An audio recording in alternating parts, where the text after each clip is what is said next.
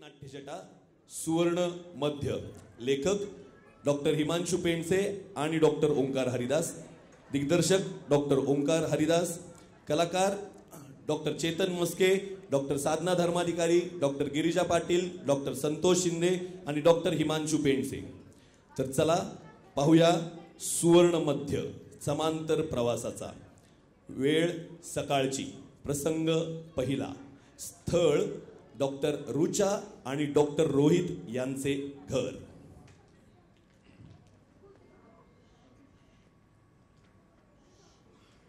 रुचा, मी चाललोय हॉस्पिटलला. तू येणार आहेस का? कसं करतेस?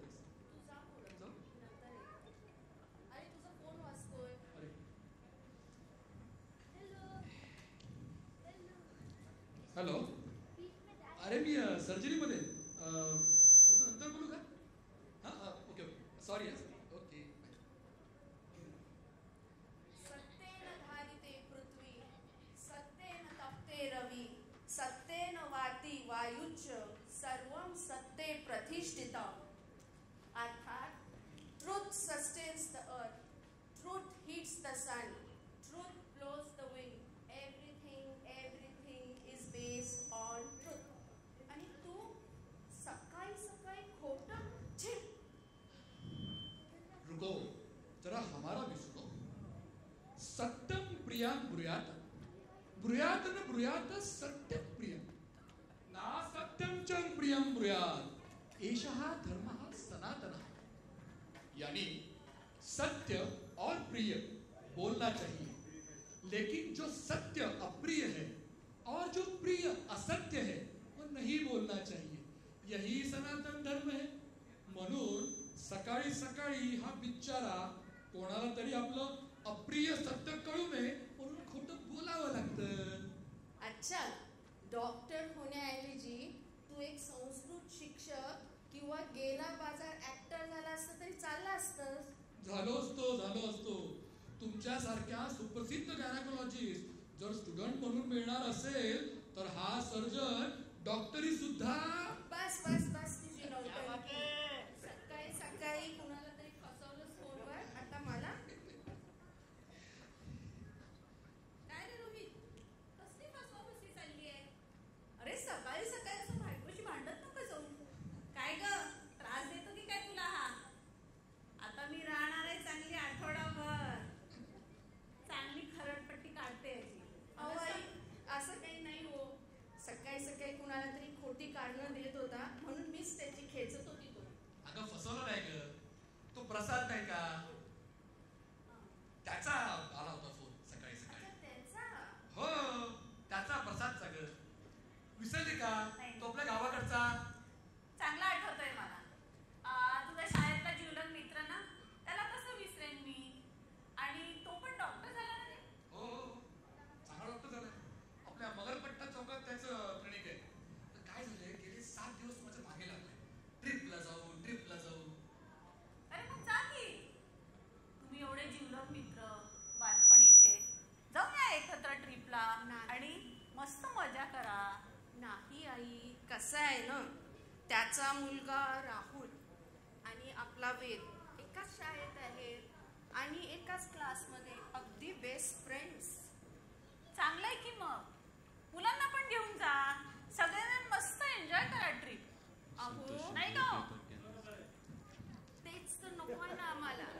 म्हणजे मी नाही समजले. अगं कसं आहे आई, ते प्रसादचा स्टेटस, आय मीन आवडी निवडी मॅच होत नाही आमच्या बरोबर. म्हणजे आता आपण श्रीमंत झालोय, तुम्ही मोठ्या झाला होणारे बेटा. अहो त्याचा इथे काय संबंध? यांचं आपलं काहीतरीच वेगळं. बाबा तुम्ही काहीतरी, मी फक्त म्हटलं आवडी निवडी. अहो, गावाकडच्या 9 वारीतून आता तुम्ही शहरातल्या 6 वारीवर आलात. याला म्हणतात स्टेटस. अहो आता आपण शहरात आलोय ना.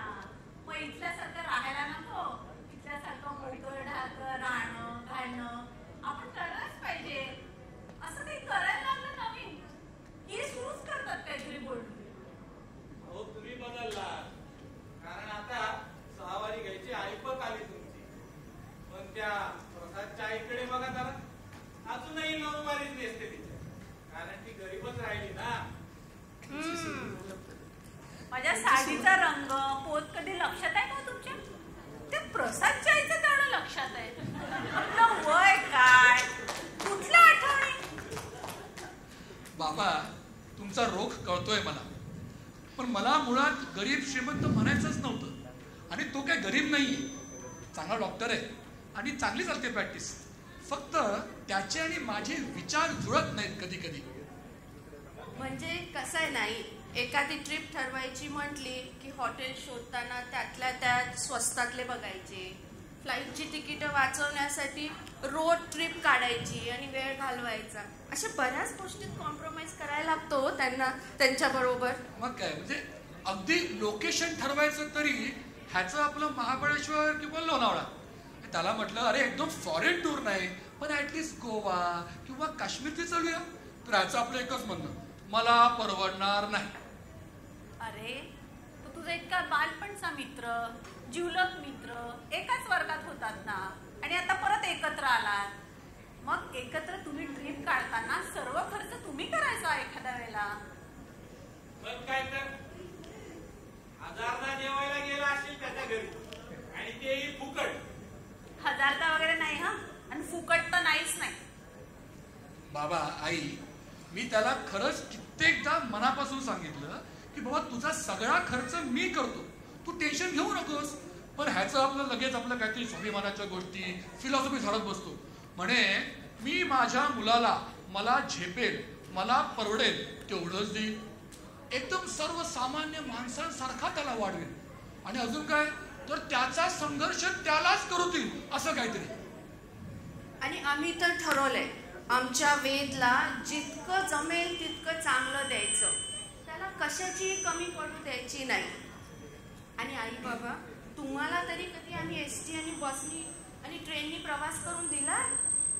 अरे असतो एखाद्याचा स्वभाव स्वाभिमानी, आणि कधी कधी तत्व पण सांभाळतात लोक. तत्वाशी अगदी एकनिष्ठ असणारे लोक सुद्धा असतात. आणि काय रे रोहित, तुम्ही एकाच वर्गात होता ना, तेव्हा त्याचा नेहमी पहिला नंबर यायचा.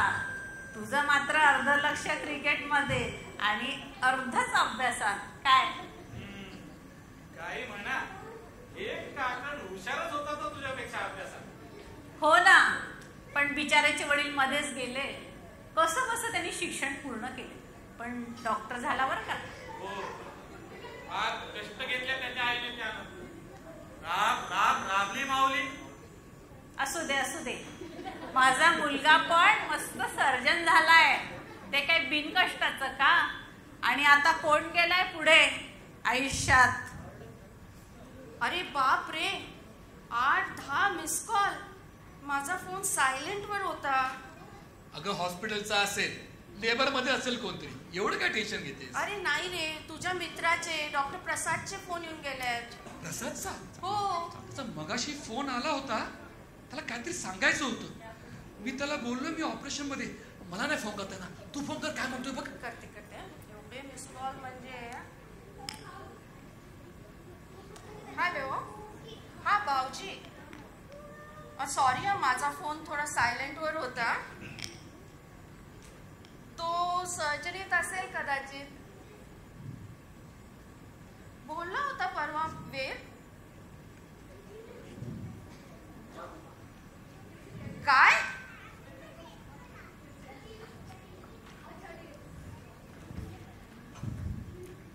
काय ग, काय झालं? काय झालं? चेहरा केवढा पांढरा फुकट पडलाय. अरे आपला वेद. वेद? काय काय झालं झालं वेदला? तो तुझ्या मित्राबरोबर आहे. एवढंच ना, केवढं घाबरवते. अरे त्याची आज परीक्षा होती, तो परीक्षेला गेला नाही. त्याची आज एक्झाम होती आणि तो एक्झामला गेलाच नाही. हो, ते टेस्ट न देता तसाच शाळेबाहेर पडत होता. प्रसादनी बघितलं म्हणून त्याला घेऊन येतच आहेत ते आपल्याकडं. येतीलच एवढ्यातच.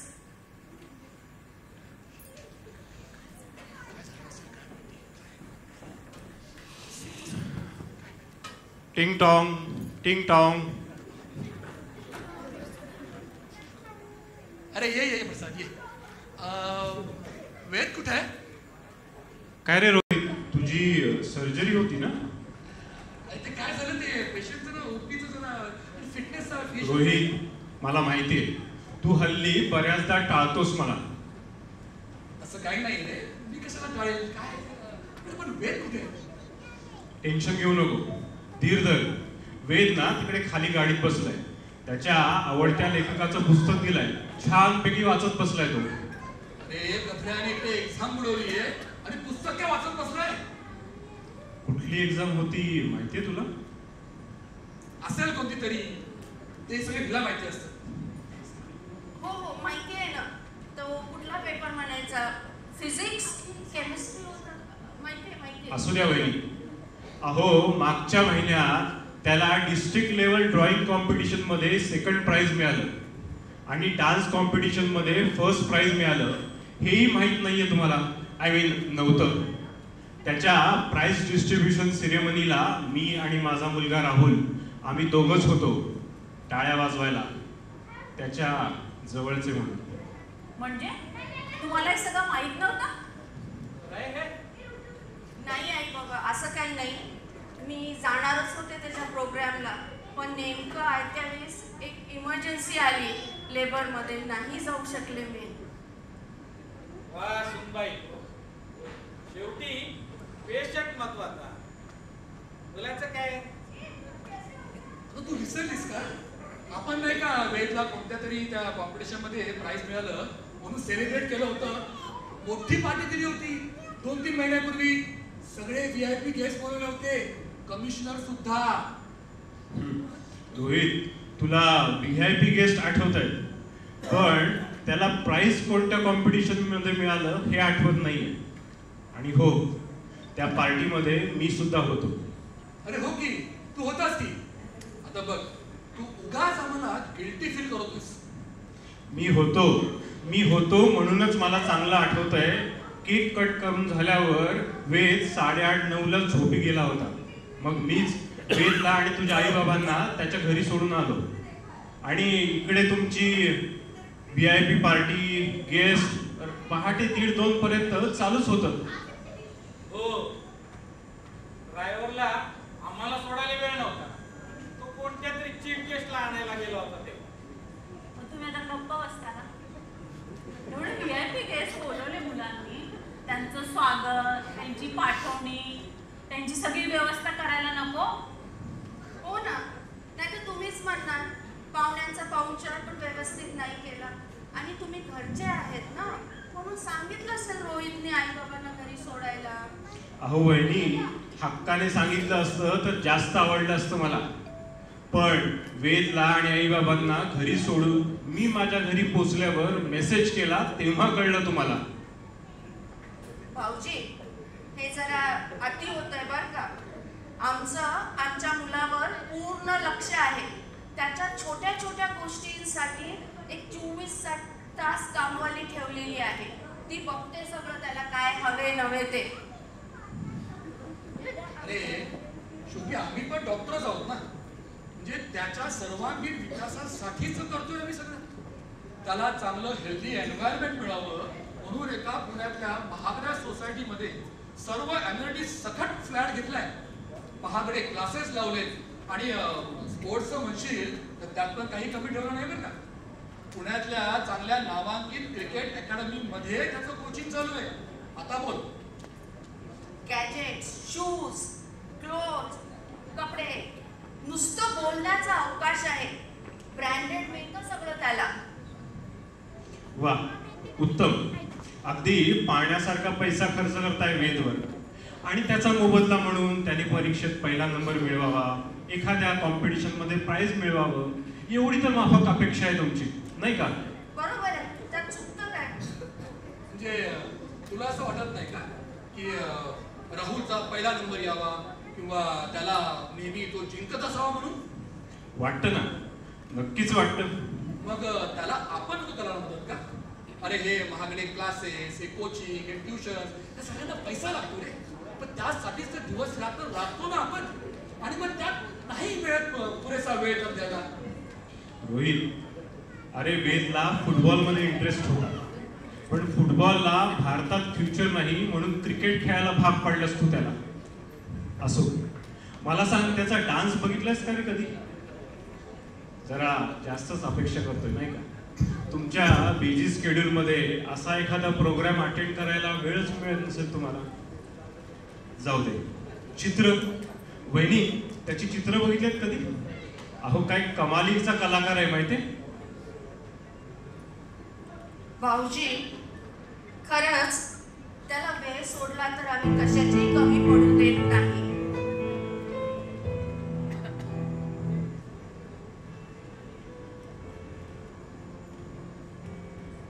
बाहेर कॉम्पिटिशन किती वाढलेली आहे, त्यासाठी मुलांनी आता फोकस राहणं गरजेचं आहे. आणि हे चित्र वगैरे काढून ह्यात काय फ्युचर आहे सांगा ना तुम्ही. ह्या सर्व गोष्टींचा विचार करूनच आम्ही क्लासेस आणि ट्युशन्स लावलेले आहेत. बिचारा शाळा संपली की लगेच क्रिकेट ट्रेनिंगला जातो, तिथूनच क्लासला जातो, त्याला त्रास होतो, आम्हाला माहिती आहे. पण फ्युचर चांगलं करायचं असेल तर आता ही कष्ट उचललीच पाहिजेत नाही ना. वहिनी, शाळा सुटल्यावर त्याला द्यायला वेळ नाही म्हणून ट्युशन मध्ये एंगेज करून टाकलाय तुम्ही त्याला. उगाच त्याला सर्वांगीण विकास वगैरे असं गोंडस नाव देऊन स्वतःची जबाबदारी टाळू नका. प्रसाद, तू आता लिमिट क्रॉस करून देतो का?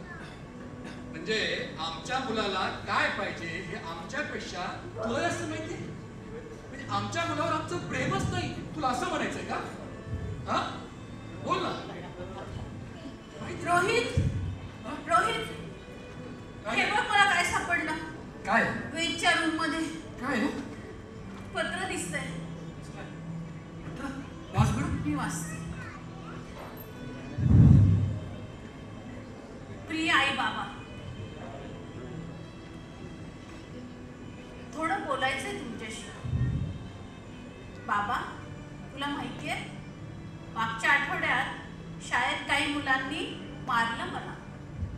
नाही, तुला कसं माहित असेल? मी सांगितलंच नाही तुला.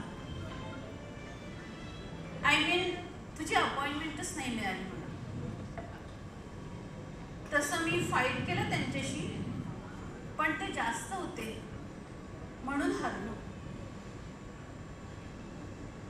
तेव्हा वाटलेलं घरी आल्या आल्या तुझ्या खुशीत शिरून रडावं, पण हिम्मत झाली नाही. कारण तुला फेल्युअर आवडत नाही ना. मला कळतंय हो, तुम्ही सगळं हे माझ्यासाठीच करताय. पण खरं सांगू, मी खूप दमलो आई. मी खूप दमलोय या सक्सेसच्या मागे.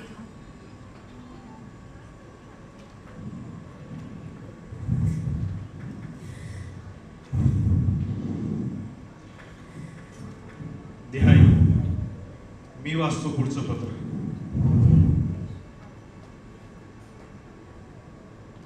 पण खरं सांगू आई, मी खूप दमलोय. खूप दमलोय या सक्सेसच्या मागे पळून. खूप एकटं वाटतंय. तुला माहिती आहे आई, मला त्या डान्स मध्ये फर्स्ट प्राइज मिळालं ना, तेव्हा सगळेजण खूप कौतुक करत होते, टाळ्या वाजवत होते. मी पण खूप खुश होतो, सगळ्यांकडे बघत होतो. आणि तेवढ्यात तू मला दिसलीस टाळ्या वाजवताना. आणि माझ्या डोळ्यात पटकन पाणी आलं. मी तुझ्याकडेच एकटं बघत होतो, अगदी हरवून गेलो होतो. असं वाटत होतं असंच बघत राहावं तुझ्याकडे. पण तेवढ्यात टीचरने मला हात लावला आणि विचारलं, काय झालं? मी एकदम फनावर आलो, डोळे पुसले आणि पुन्हा समोर बघितलं तर तू नव्हतीस. तू नव्हतीस आई. आई, तुझं दिसणं खोटं होतं का तुझं नसणं खरं होतं? पण बाबा मी आता ठरवलंय खूप अभ्यास करायचा आणि सक्सेसफुल व्हायचं.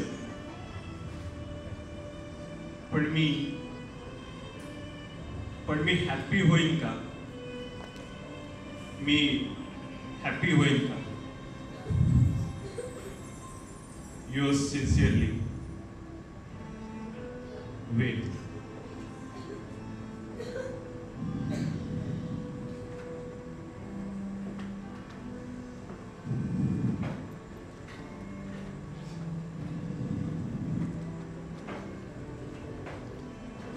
एवढे बिझी झालोय? ज्याच्यासाठी एवढं बिझी झालो त्यालाच हे सर्व नको आहे. मग हे सगळं केलं ते सगळं वाया गेलं. ज्याच्यासाठी एवढा वेळ दिला, ज्याला एवढा वेळ काढला, त्यालाच त्याला वेळ नाही.